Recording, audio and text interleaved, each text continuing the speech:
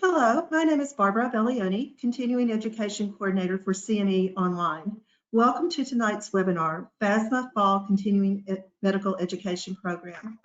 In accordance with the Council on Podiatric Medical Education standards, requirements, and guidelines for approval of sponsors of continuing education in podiatric medicine, any relevant financial relationships with commercial interests of faculty, planning committee, or any others who have influence over the content of this educational activity must be disclosed to program participants. Neither the speakers nor the planning committee members have any financial relationships to disclose. CME Online is approved by the Council on Podiatric Medical Education as a provider of continuing education in podiatric medicine. CME Online has approved this activity for a maximum of 1 continuing education contact hour. Now, I would like to turn the program over to the moderator for tonight's webinar, Jennifer Searfoss. Welcome to this fall continuing medical education program for the foot and ankle specialists of the Mid-Atlantic. As mentioned previously, my name is Jennifer Searfoss, and I am the Chief Legal and Compliance Officer for FASMA. I will serve as the moderator for this program. Before we get started, I would like to cover a few housekeeping items and let you know how you can participate in this event. On your screen, you will see an example of the GoToWebinar attendee screen. The viewer window is on the left and it allows you to see everything that the presenter is sharing on their screen. The control panel is on the right, and it's how you can participate in today's webinar. By clicking on the orange arrow, which by the way does automatically do this, you can open and close the control panel. From the view menu, you also can set the control panel not to auto hide when inactive if you prefer to keep it open all of the time. Also, during the presentation, if you have any need to raise your hand for a technical issue, please do that. And last but not least, if you have any questions, we really encourage you to send those questions to our faculty throughout the presentation through the question pane. Simply type in your question and click send. At the end of this presentation, we will do a question and answer session to answer as many questions as we have time for. Those that we do not have time for will be answered via email. So we are doing just a quick change around today. I'm going to cover the introduction on this new format, and then we're going to move over to Dr. Friedman, and then we will go back to our regularly scheduled agenda with Dr. Rubenstein. So let me just start off with the fact that this is the first in a new format for the FASMA CME series. As shown by the program agenda, these sessions will cover a number of topics and direct each doctor additional training resources available on the FASMA intranet site. And I am pleased to share with you on the first time about that. So you'll see more about our intranet site, and I'm super excited to share it with you. For example, any of the questions about the COVID changes that we've had recently, those are going to be available to you on this new site. You can get to it, and this will be something that will be part of your login experience. It's sites.google.com, footandankle-usa.com, FASMA/FASMA. And it does have a number of important links that we'll be getting to, including this training here, which is located under clinical staff. And so as we move through the program, including the slides, and if you're in Maryland, your CME certificate, all of those items are located on this intranet site. So it's very exciting, and I'm very pleased to be able to share that with you this evening. So items that you can find on this intranet site includes the COVID-19 patient screening, along with same and similar clinical documentation resources. And to better support you, your office and your staff have separate materials created for both clinical and administrative experiences. So with this program, we do have a number of learning objectives that we do need to meet as part of our CE. So I just want to be able to share that with you. And doctors will be able to view this program as an archive and receive 1 CME of credit after completing the brief program assessment. If you have ideas for future topics or resources, please partner with the Quality and Compliance Department or volunteer for the effort led by our own Dr. Waskin. So with that, I am going to turn this over to, or we're going to turn to Dr. Friedman, who is going to share some information relating the upcoming changes on the E&M 2021 guidelines. As part of FASMA's preparations for the coming E&M changes, Let me go back to where I was. There are big changes coming from the American Medical Association and their office and outpatient evaluation and management documentation guidelines. Our own resident coding expert, Dr. David Friedman, will provide an overview, which is the first in a series of education programs on these 2021 E&M changes. It is my honor to introduce Dr. Friedman, who practices at the Leisure World Plaza office location in Silver Spring, Maryland. Dr. Friedman serves on the executive board of FASMA and is the chair of the coding committee for the American Podiatric Medical Association. Dr. Friedman has disclosed no actual or potential conflicts of interest to the content of this presentation. Thank you, Dr. Friedman, for speaking on this important topic. Your session may now begin. Thanks, Jen. Thanks, everyone, for participating. This is major historic changes that we're all going to be excited about come January 1st, 2021. As was created here, there's a nice little diagram showing where evaluation and management services were born in 1992 and gone through many iterations since then. You'll still be using the 1995 and 1997 guidelines when you do hospital and other services not related to office or outpatient. The key thing to understand, these new changes for 2021 E&M is only for office and outpatient services. So please understand that as we do this, you're going to have to still remember to continue to do a lot of the same coding guidelines, documentation guidelines you've been doing for the many years using either the 95 or 97 guidelines. So the key thing is we will be moving forward and we'll be having some good opportunities to bill patients for things we never were able to bill before because podiatry was stuck in the 99212, 99213, 99202, and 99203. E&M for the majority of our evaluation and management services for other outpatient and office coding. So January 1 changes all that. Next slide. So one of the major changes is time. And what's important to understand is that the total time minutes associated with each of the CPT codes for E&M are changing. The first important understanding is 99201 is being deleted on January 1st and will have no relevance to what we do for E&M coding when it comes to new patient visits. We'll have 99203 through 99205, and the key things that are associated with them besides the specific times, as you can see on the far right, is that the history exam will be just like we always do currently, where you'll have a chief complaint HPI. You'll make sure we have the most pertinent history. We don't have to do all the things you're currently doing, except all those things that are pertinent in the history and the examination that's only pertinent for the exam. And then we'll get to the medical decision-making concept and total time. Now, what I want to say about total time is total time spent on the day of the patient's visit.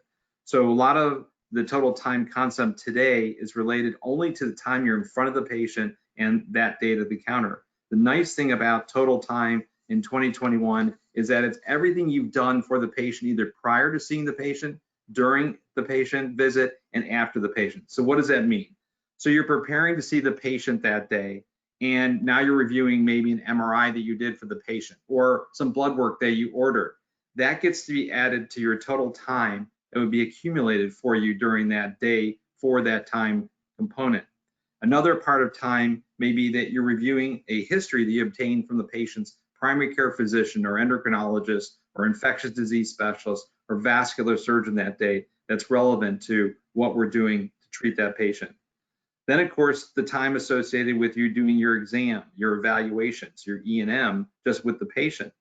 And then you get into what we're supposed to be doing on a daily basis now, which includes counseling and educating the patient or a family member or someone associated with the family that brought the patient there. Now you may be ordering some medications for the patient, or you may be ordering new tests, or you may be wanting to perform procedures. Those are included in the addition of time when you see that patient that day. Now, if you turn around and want to refer the patient to some other healthcare provider, that also is added to the time that you also get accounted for that day. Any information that you spend time on your EHR, so in your Athena practice / GE centricity that we currently use, the time that you use to implement and input any information, data, your counseling, your medical decision making, any paragraphs that you write, all this documentation is included as extra time. If you're doing any interpretation of other tests that the patient had from some other place, that is included as a time. And if you coordinate the care, if you have a patient that's very sick and all of a sudden you're referring them out for an infectious disease specialist or a vascular specialist or to another specialist, that time will get us there. And then the key things you'll see here is the total time is going to change slightly. And the 99202 and the 99212, you'll see for medical decision making will have the same concept being straightforward, but their total time will be different. You'll see the minimum time to get to a level 99212 will be 10 minutes. A 99211 is not a doctor visit. That's a medical assistant, nurse practitioner, nurse visit. So we'll be using in the series for established patients pretty much the 99212 through 99215. And the key words we'll get to are these ones that are written here, are things like, straightforward, low, moderate, high under the medical decision making. And we can talk about that in a few minutes. But you'll see that a 99213 will take at least between 20 and 29 minutes, where 99203 will have 30 to 44 minutes. The difference here is not much in the sense of the exam, of the patients presenting problems, any of their elements of medical decision making for data and complexity review of other data that's being analyzed, and then of course the risk of comorbidities or complications associated with the patient's management that day. But time is very key, and it's great to see that we'll be able to get paid for the simple thing such as our work on our EHR. Let's go to the next slide.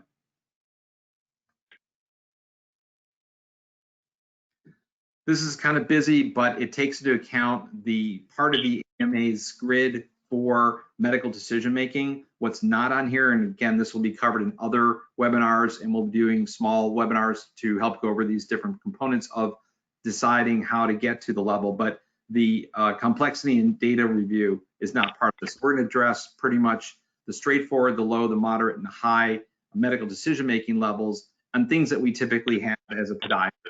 So I'm going to jump down to something that's moderate. To be moderate, you can have one undiagnosed new problem with an uncertain prognosis. What would that be in podiatry? Well, for example, we have a patient who comes in with heel pain. That is, now we know, an undiagnosed new problem with uncertain prognosis. We don't know how they're going to proceed down their path of their care. So while they may have heel pain and they may describe what's wrong with them, it's a new problem for us, and we're evaluating the patient. That would be pigeonholed right to that one category under complexity of problems to be addressed. The key is you're going to pick which one is appropriate and then keep going across the grid to see where we fit.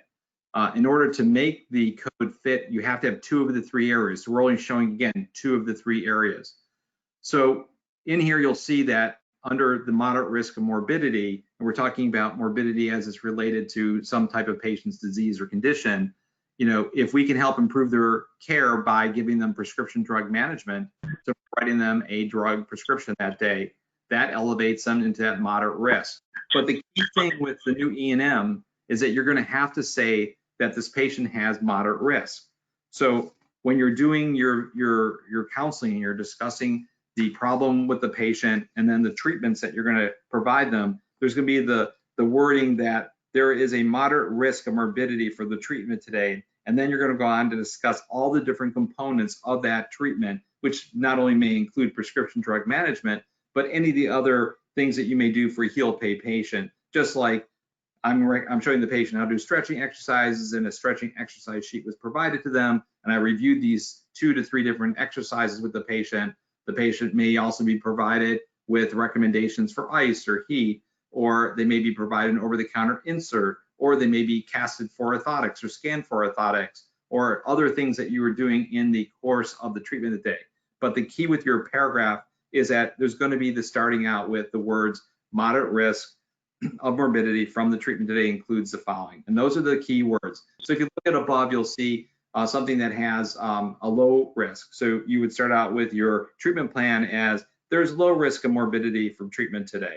And if it's minimal, to get to a straightforward medical decision making, it could be a minimal risk of morbidity from treatment today. And the last one, of course, I didn't touch upon is high risk. These are going to be the patients that are going to be the really sick patients that are the diabetics or the gas gangrene that are going to come in or have some severe illness that is associated with them. So it has to be an acute or chronic illness that's going to be a major threat to life or bodily function to get to the high level of medical decision making, because you need that presentation, plus you need the high risk of morbidity for that patient and what you're doing for that patient today. So we'll be pretty much focused on probably a lot of the things that we do in podiatry, which we weren't doing before, is billing a 99204 for a new patient, because they'll fit these criteria, or they'll be a 99214 based on what I just gave you. And our lower level of medical decision making will be 99203s or 99212s. So it's something that's really important to see, that we're going to have some pretty easy, straightforward coding that's going to be elevated to levels that we weren't able to do previously in podiatry. And I can say I'm pretty excited about this, and I know that we have a lot to learn to make sure we have our documentation done appropriately, and we'll get us there by the time January hits. Next slide.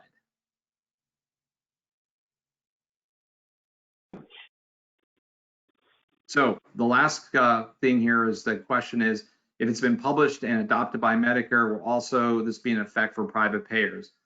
Well, we know that the American Medical Association is the one who owns these CPT codes. They go through something called the RUC process, and it's valued and it's assessed and it's decided. So between CMS and the AMA and all the specialty societies, this has been decided. So as noted here, it will go into effect on January 1st for all private medical insurance companies, and the only entities that don't have to follow this are auto insurers and workman's compensation. That has been always the case with any of the CPT codes or any of the changes that have been going on over many years. Auto insurers and workman's comp don't have to follow new changes. It's nice to see if they will, but the fact of the matter is it will affect 99% of what we do, because if we're talking about Medicare, we're talking about our big payers such as our Blue Cross, our Cigna, our Aetnas, our United Healthcares, et cetera, and those will all have to follow suit with the new CPT code set that we just provided. So I hope this gives you a good opening and understanding of what's going on with 2021, and we're going to bring a lot more in educational format to you coming up. As Jen put up here, this is our kind of our plan. So tomorrow we're going to do a kickoff with medical assistant training. And then there'll be monthly videos, and there'll be short videos that you can watch on the key topics. We'll try to do different educational videos related to our typical podiatric conditions. This will be involved in charting audits. We'll have to make sure we're hitting all the spots and make sure you document your comorbidities properly. And then hopefully we'll have the opportunity to be able to have you test your own coding to see what you can do with your notes over time and make sure that you're meeting the level of the 2021 E&M levels. And of course, Dr. Levine, I do sit down with David a lot and we discuss the templates, but we'll use things to help create auditing and tracking for things in the background for the E&M. And we want everyone to provide their feedback to make sure we're getting all the requirements met, and that everyone meets if anytime there's an audit down the road, that we're using our templates properly. So that's, I think, a pretty good overview of 2021 E&M, and we'll go from there. Excellent. Thank you, Dr. Friedman, for sharing that important information on the coming E&M changes. Since the template was just previously mentioned, we'll continue on with the presentation of a preview of the new Chief Complaint Form with Dr. Bryloff. As part of FASMA's preparation for the coming E&M changes, Dr. Levine created a new Chief Complaint Form and other resources, but he's on vacation this week. So our clinical trainer, Dr. Peter Bryloff, is joining us to show us these changes. Dr. Bryloff did not disclose any conflicts or other items there. So guess what? I'm going to change you over right now, Dr. Bryloff, to being a presenter.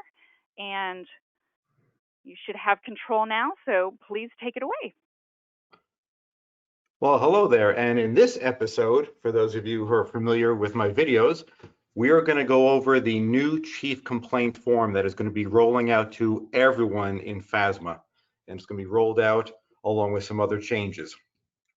So this new Chief Complaint Form, I'm going to go through it quickly. And yes, there is a training video on this, both on the Google Drive, your G Drive, and Google Docs, and it's titled New Chief Complaint Form. So to go through this briefly, our first chief complaint as an example will be heel pain. And you'll see when this is typed in, The button will activate as initial or subsequent presentation. So let's just click initial. This will be our right foot on the heel. Just clicking through the normal way we would click through.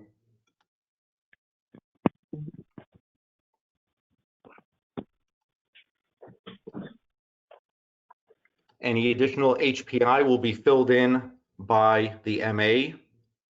For example, patient goes barefoot. So once everything is all clicked through, you will click the Chief Complaint 1 button. And that does two things. One, it'll bring everything that's been clicked and typed in the upper portion into this Chief Complaint 1 box. And it also erases everything to clear the path to go for Chief Complaint number 2.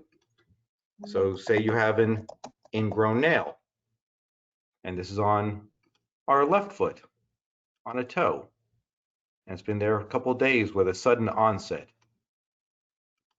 You know, you're going through your normal thing.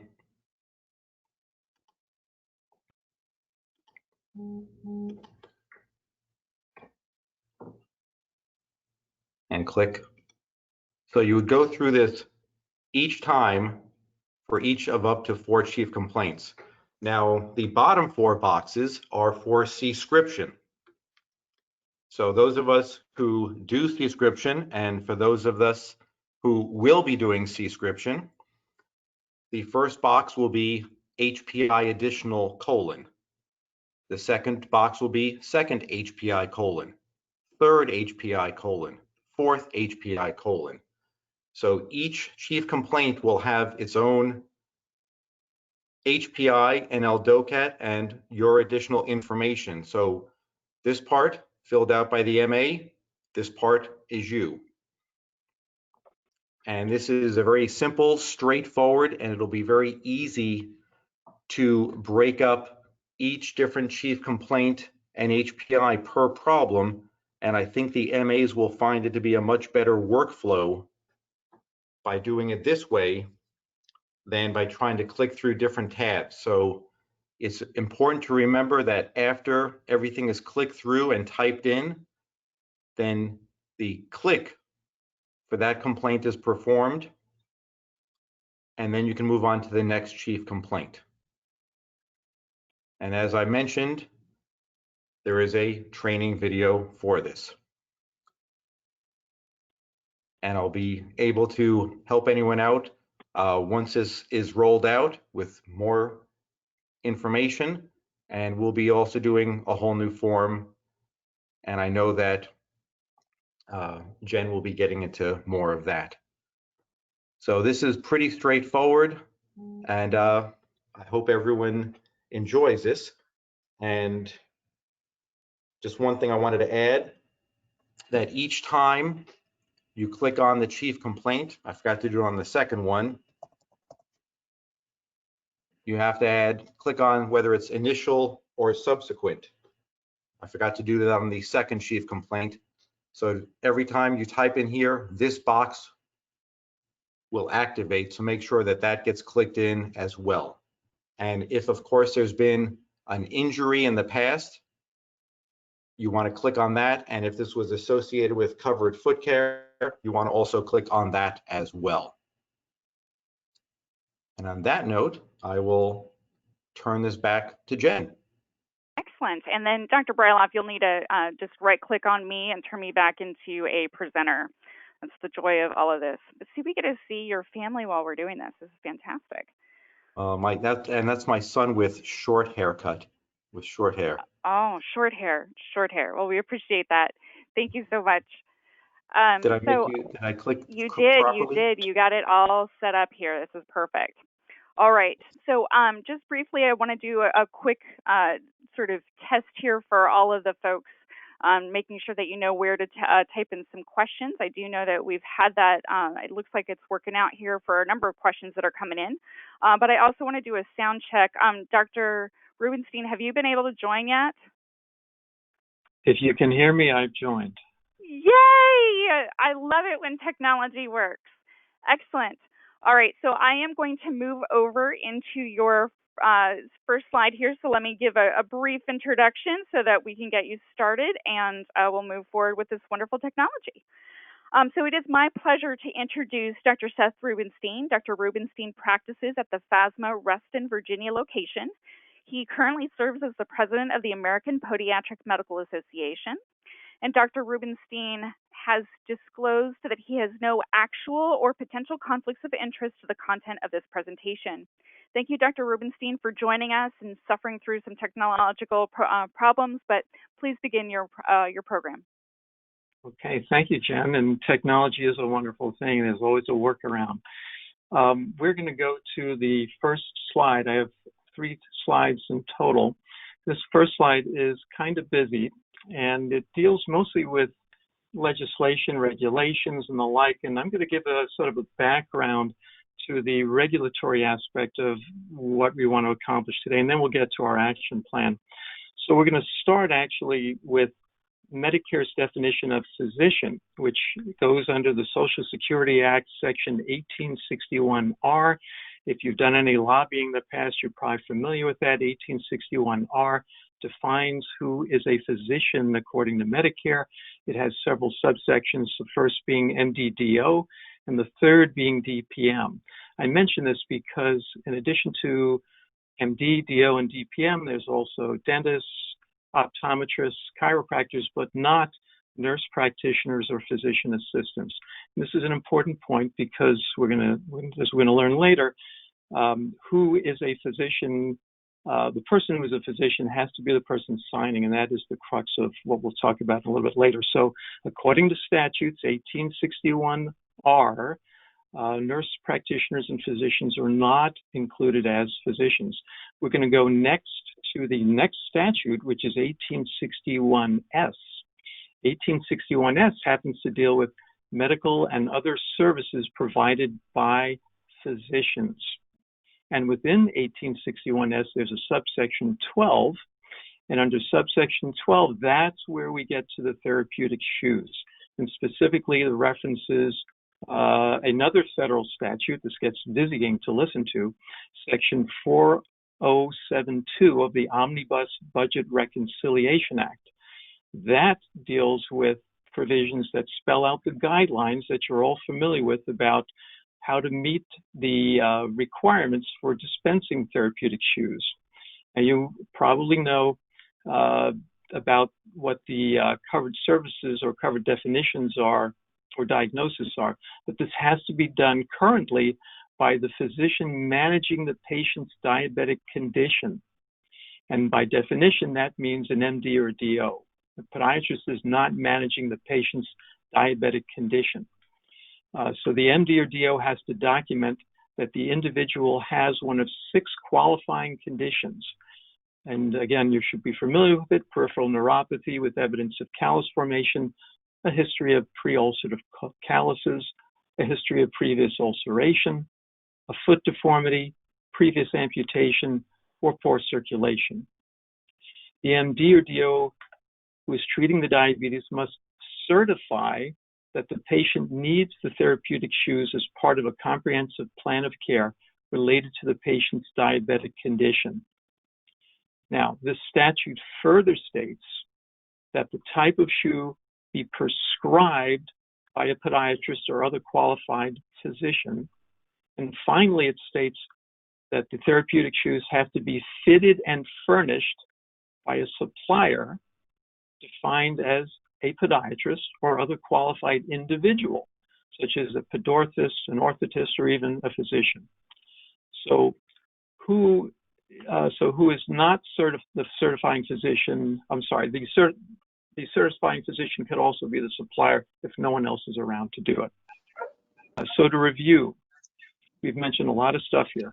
There's this triad under the current system, which requires a certifier, which is an MD or DO, a prescriber, which can be an MD, DO, or DPM, and a supplier, which could be an MD, DO, DPM, podorthist, or orthotist. So you can see why the recovery audit contractors are so confused because there's just so many different regulations, and they don't really know where to look to find the right diagnosis, which brings us finally to today's message. Currently in Maryland, DC, and Northern Virginia, where we worked with DMARC Noridian to process our Medicare therapeutic shoe claims, we've learned long ago to be very precise in following these above mentioned statutes for therapeutic shoes, as failure to do so results in post-payment claims denials. This has nothing to do with the medical necessity, but instead has to do with how the documentation is written and where it appears in whose chart. Now, in North Carolina and parts of Virginia, Medicare claims for therapeutic shoes are processed by CGS administrators, with the caveat that the patient's home address, rather than the doctor's office address, determines the location on which to base the DMARC carrier. So that said, for a while in North Carolina and parts of Virginia, the certifying was being done in the MD or DO's office by a nurse practitioner or a physician assistant. This is still going on now. But recently, CGS has decided to deny these claims because when they go to their post-payment audit, look at who did the certifying. Remember, it has to be a physician defined by Medicare. They're seeing it is signed off by a nurse practitioner or a physician assistant, and that is causing post-payment denials. So with that as all background, what we would like to do, next slide, with FASMA, is we'd like to try and address this so that we can get paid for this service. And to do this, we're going to do a two-pronged approach.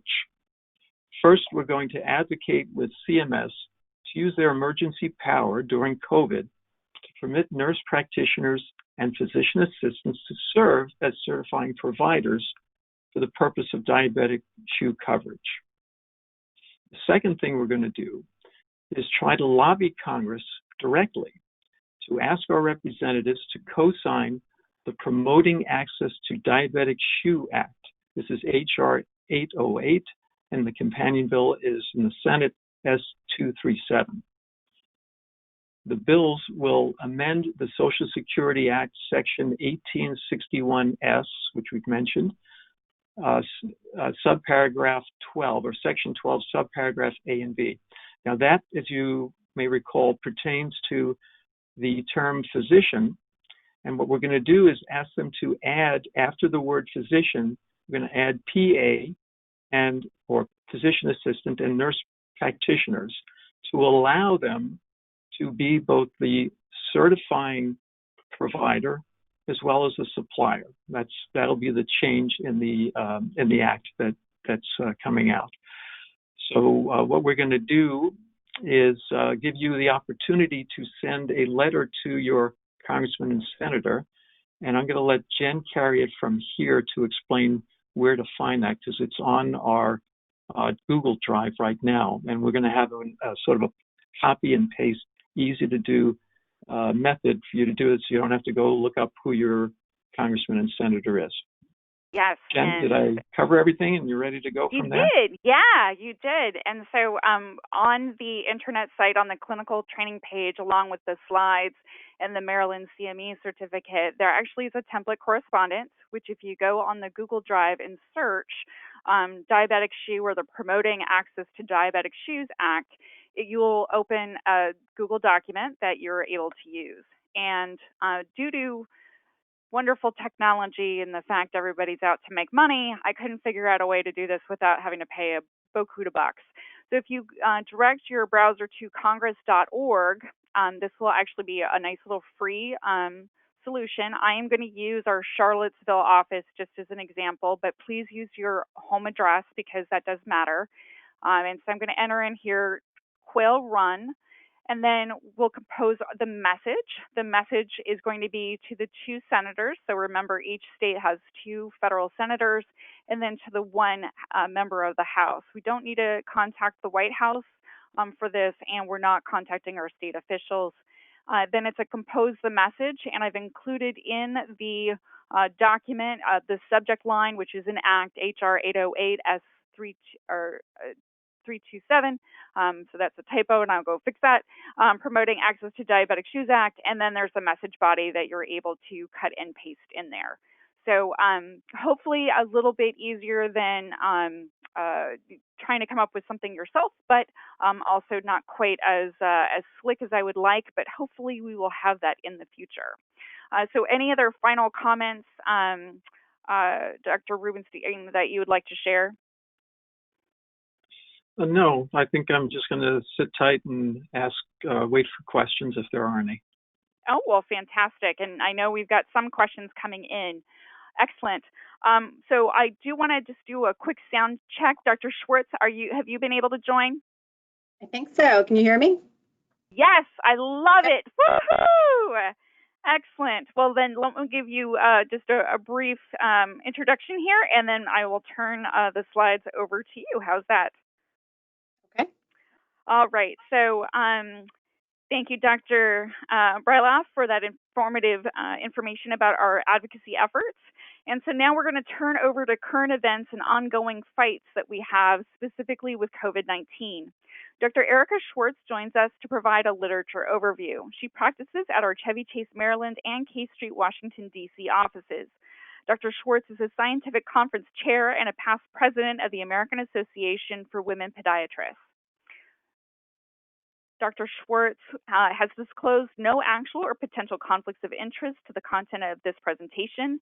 And just let me know when you would like to move forward to your next slides, but go ahead and begin your presentation. Okay, hello everyone. So I was asked to spend 5 or 10 minutes going through some of what I found most relevant to us as podiatrists from literature on COVID-19. So as we all know, there's so much being studied. It's all eye-opening and varied, but for me, the most striking to our daily practice was our return to the operating room and seeing patients with skin lesions to their toes. When our operating room shut down for non-urgent cases in mid-March, the intention was to protect patients and healthcare workers from contracting the virus, to reduce burden on hospital bed capacity, and ensure adequate supplies of PPE. But re-entry to elective and minor surgical cases proved more complex than this. Data from as early as January 2020 revealed a higher perioperative morbidity and mortality and significantly higher postoperative complications in COVID-positive patients. Next slide, please.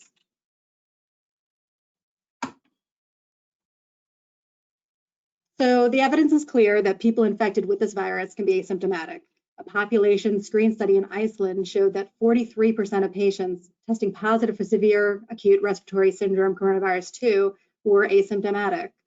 A study of symptomatic patients from a province in China showed symptoms appearing at 11 to 12 days after exposure, and that fewer than 2.5% were symptomatic within 2.2 days of infection. So clearly, if you want to know if a patient is positive for infection prior to performing surgery on them, testing must be completed.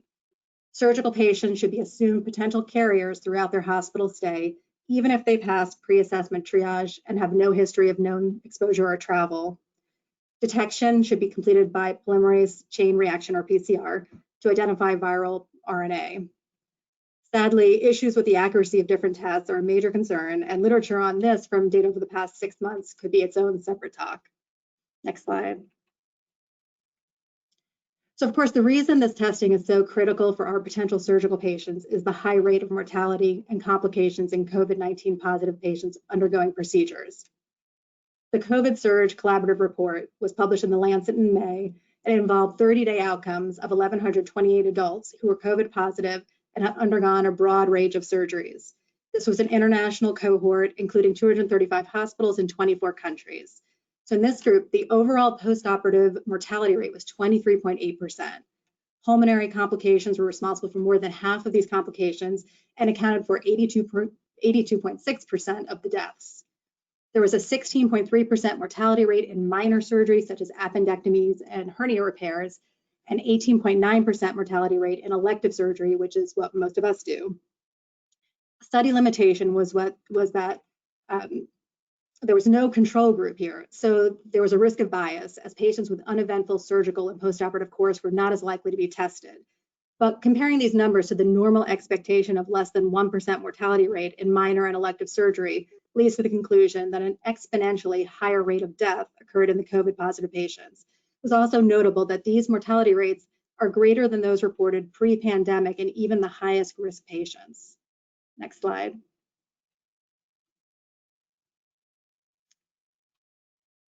So a JAMA study published in mid-June was retrospective and matched COVID surgical patients with control groups in a 1-to-2 ratio. Here was noted that the mortality rate was significantly higher in the COVID group at a rate of more than 17% over the control groups. Complications were 13 times more likely in COVID patients, with pulmonary as the most frequent type and thrombotic complications also significant. Age was noted to be a significant factor in the higher complications. And study limitations was that there was only a mean follow-up period of 36 days, and so only early outcomes could be evaluated, and that the matched controls were mainly historical in nature. Next slide, please. So something that many of us have seen in our offices is what's been called COVID toes. This appears like chilblains with red, itchy, discolored lesions. I think a lot of us have also seen it as more of like an ecchymotic bruising. The skin lesions are likely caused by endothelial damage induced by the virus and is very often noted with limited or no other symptoms of COVID-19.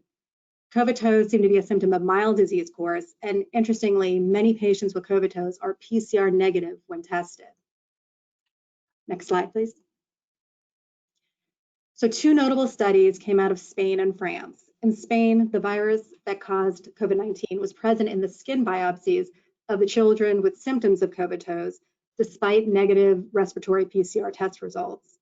Study in France looked at 300 adults and kids with skin complaints and found about 200 appeared as chilblains.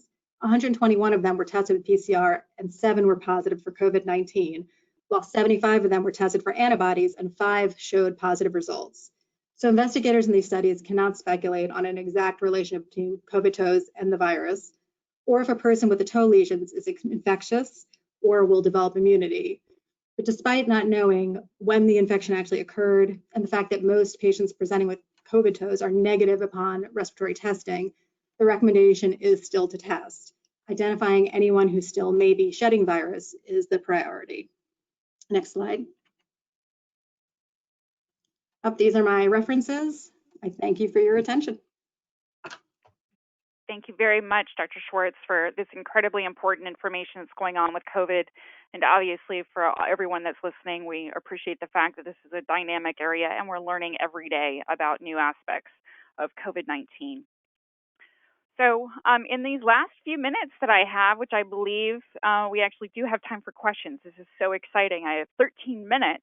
I am going to cover a little bit of what FASMA has been up to with quality reporting, and then my favorite program known as the Merit-Based Incentive Payment System, known as MEPS. I'm going to breeze through a lot of this. If you have questions, absolutely reach out to Gina Clegg and I and the quality and compliance team. And like the other speakers, I do not have any actual or potential conflicts with relation to this program.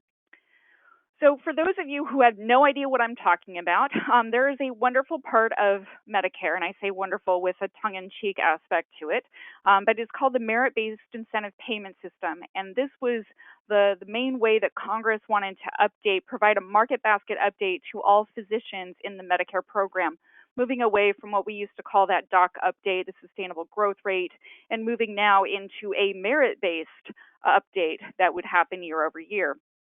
So the way the program works today is that there is no update to the conversion factor. There's no positive update to it. Instead, the only way that you can be made whole year after year as the program gets bigger and bigger with more beneficiaries is to participate in the MIPS program, or what's called an advanced alternative payment model. Today, podiatry does not have an advanced alternative payment model that is available to you or FASMA. And so instead, we are stuck in the merit-based incentive payment system, which has 4 different categories as outlined here. The big things to keep in mind for 2020 is that they decided not to move forward with some changes, which is great for this year, but you do have to keep in mind 2 things. One is part of the quote-unquote improvement activities, which are things that we're doing in the company to make care easier and more available to patients. 50% of all clinicians that are enrolled with the Medicare program have to participate in those activities, and we have to document it so that it's available on audit. And if we want to go for the gold and receive a major bonus, that is going to have to be 85 points. Otherwise, we're going to be looking at, I believe, 40 to 60. We're sort of continuing to figure out where this is going to be. I believe 40 is where we're going to end up for not having a 9% cut. The one thing I will note is because there is a COVID, basically, and it's an emergency declaration, all clinicians don't have to participate in the program. We have decided, yes, FASMA is going to go for it. We've got this EMR. We're collecting all this data. Let's do it. Wonderful. The downside to all of that is that there's no Peters to rob to pay Paul. And no, I'm not talking about Dr. Bryloff. I'm talking about all of those clinicians that don't participate in this program, that we can steal all of their money and use it as part of our bonus. So that money is not available, and because of that, and I'll show you what the efforts gave for a 2019 bonus, but there's not a lot of money that's available. So one of the things, if you did notice on the chief complaint, and as part of the vitals updates that's been removed, we've decided to actually remove the pneumococcal vaccination status, which is 111 pneumococcal, that measure. We haven't been accurately pulling that information, so we're going to pull that. And also flu has caused a great deal of problems. So the last four that we're really going to be focusing on are BMI, documentation of current medications, the tobacco screening and cessation, and then something called closing the referral loop. That's where the specialist reports when you receive a consult request or a referral from primary care. That's where you send back your notes. Our goal is that we're going to do that electronically now through the systems in the program formerly known as Centricity, now called Athena Practice. So a couple things for you to note. Honestly, the group's doing very, very well as a large organization. Things that are concerning. One is we definitely need to improve the activities going on the posting to the patient portal. You'll see that as the third bar here that does not have the significant participation that we would like to see. And also you will see that the PDMP, which is the Prescription Drug Monitoring Program automated lookup, only had one person do that, and that happened to be a test patient with Scott Erickson.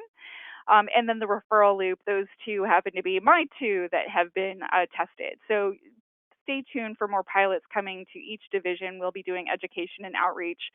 Gina and I will be doing that to increase the participation. Likewise, we will be doing outreach related to our improvement activities. A couple just quick spike outs here. First one to note is that the AUC program, this is where the Medicare program said we were not going to cut the reimbursement for advanced imaging services. So this would be like MRI or CT. Instead, the appropriate use criteria for ordering those advanced images have to be followed. That is now part of the version 20 update that I know that the IT team has worked diligently to do those upgrades. That is part of the functionality that will be built into the system. While Medicare has delayed the implementation another year because of COVID, we still have the ability to test it out and make sure it works. And so that testing is going to be part of the improvement activities, which again, we'll focus on mostly in Q4 to implement these. And we'll be using other aspects of work that's already being done, such as binary fountain for patient satisfaction. And then, as I mentioned already, with the closing the referral loop, we'll get credit not only for quality, but also for improvement activities on those. The last thing that I just want to point out is that I'd hope to be able to share with you the registry dashboards. I have not been able to share those with you yet. They are not yet ready, but each doctor will have their own login to the registry clearinghouse portal. The data is going to be about 1 month stale, so it's near time data. It's not close to time. It's not same day. I wish it could be, but it'll be about 1 month approximately stale. So it should be actionable information for you. And we will also focus on how MAs can improve their documentation as well.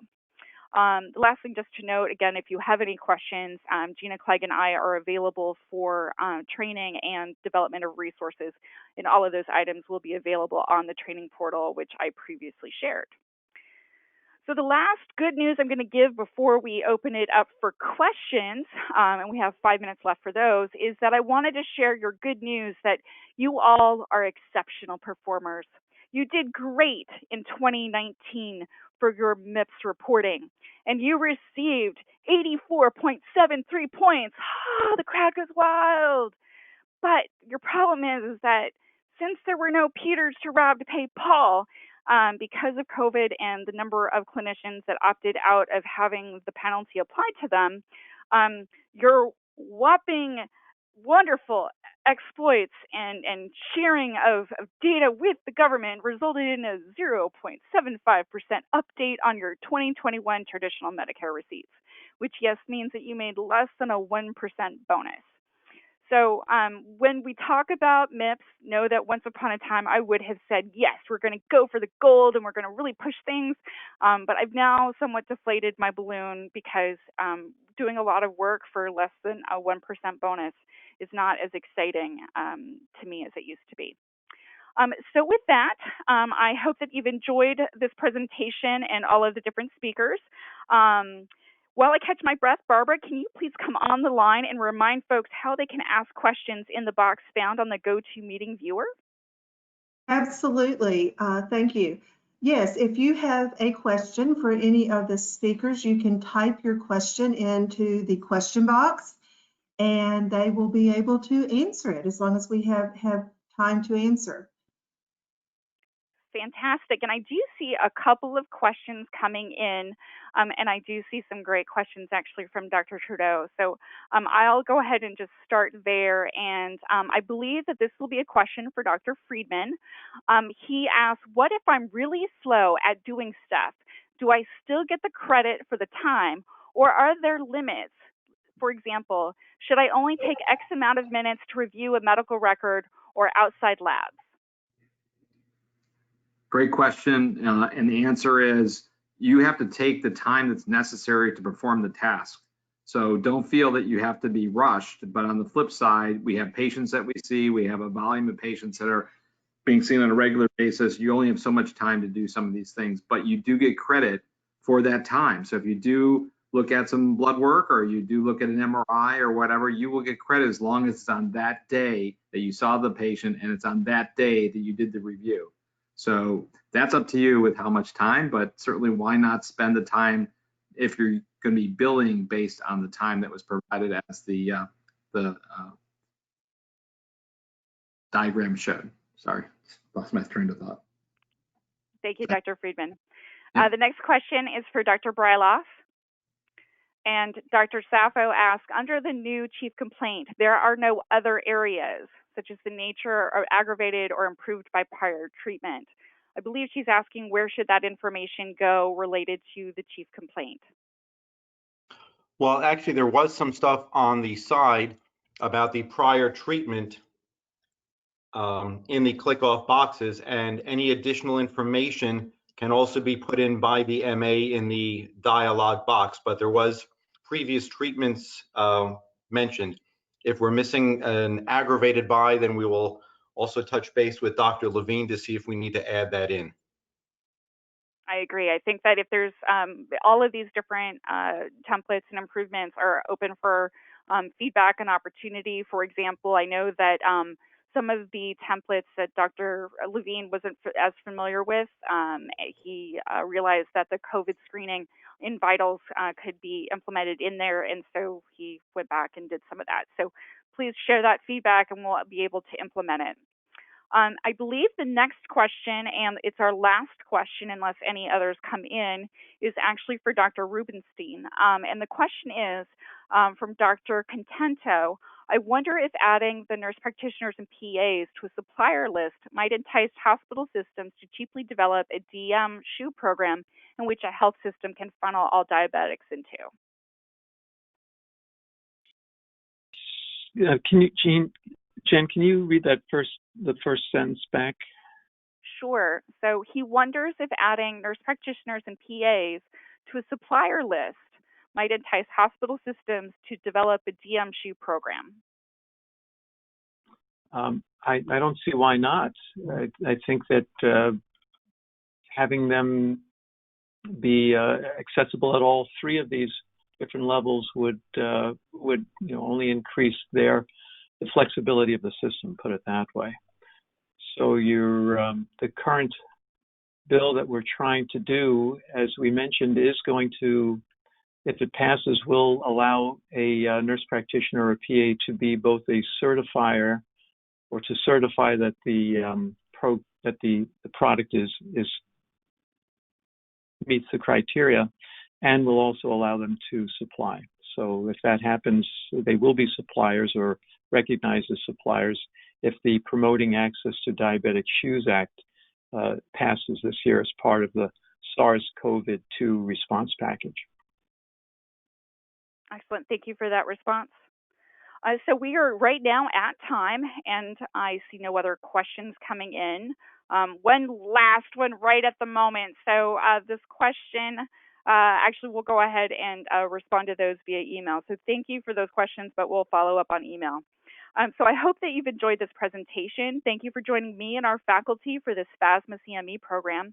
This concludes the presentation, but a quick reminder that on November 19th, later this year, we will be having our next CME webinar. And it's truly been a pleasure to share this time with you. I'm turning it back over to Barbara with CME Online for her closing remarks. Okay, thank you, Jen. That is really all we have. This concludes our program. It's 7 o'clock on the dot, so you guys did a great job of keeping on time. And we will do this again in a couple of months. Thank you. Good night. Thank you.